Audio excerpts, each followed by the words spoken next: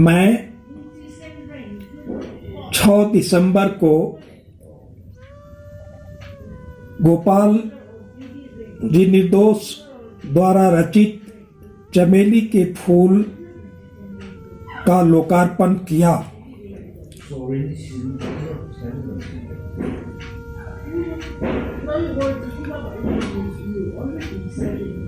और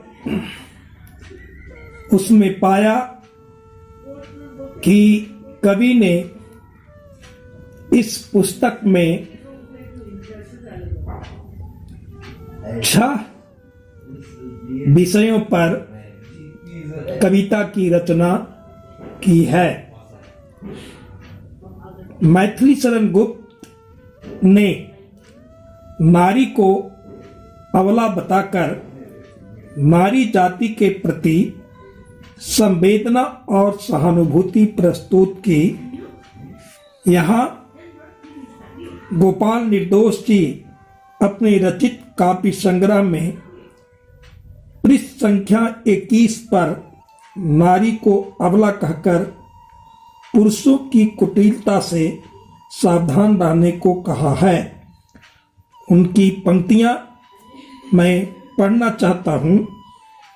ऐ अबला, तू पुरुषों के द्वारा मृगनयनी, पिकनयनी, सुग्रीवा आदि विशेषताओं से विभूषित किए जाने पर कभी आह्लादित होकर उस पर निछावर मत हो जाना।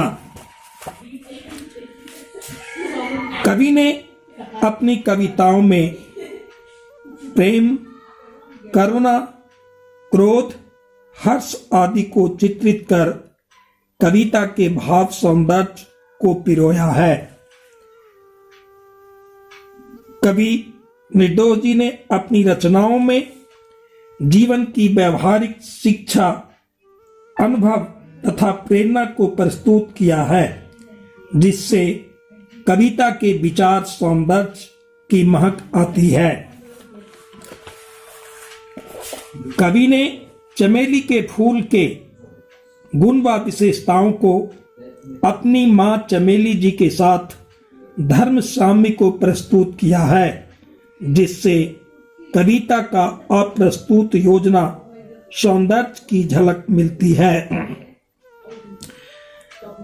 कवि ने पहली हवा शीर्षक कविता की रचना कर पाठक समाज को इंगित कर दिया है कि वे प्रकृति के बेहद करीब हैं। यह कविता ने मुझे सुमित्रानंदन पंत की कविता संध्या का स्मरण करा देती है। इस बसंत की पहली हवा मेरे बालों को उलझाती, मेरे गालों को सहलाती, कुछ इस तरह चली। बिना गांव और बिना किसान किसी भी देश का संपूर्ण होना संभव नहीं है। कवि ने इन पंक्तियों की रचना करके इस तरह खुद को जलाकर वे दूसरों की भाव को मिटाते हैं। ये पंक्तियों की रचना करके किसान को अन्नदाता और महान त्यागी बताकर साक्षात भगवान ही बता दिया है। कवि ने जाने कहां अपना गांव खो गया कविता की रचना कर गांव के संपूर्ण विशेषताओं को गागर में सागर भरने जैसा कर दिखाया है। कवि ने अपना देश और हमारी शान तिरंगा कविताओं के माध्यम से देश प्रेम व राष्ट्रीयता की उत्कट भावना की अभिव्यक्ति की है। यहाँ पर सोहनलाल द्विवेदी, सियाराम शरण गुप्त की कविताओं का स्मरण अनायास हो जाता है।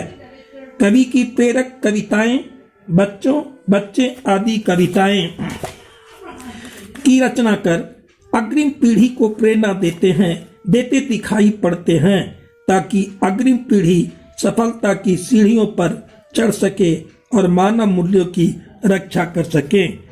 मैं चमेली के फूल पुस्तक को देखकर काफी आह्लादित हूं और मैं यह कामना करता हूं कि गोपाल प्रसाद निर्दोष जी अनवरत कविताओं की रचना करते रहें, जिससे समाज को, राष्ट्र को लाभ हो सके। धन्यवाद।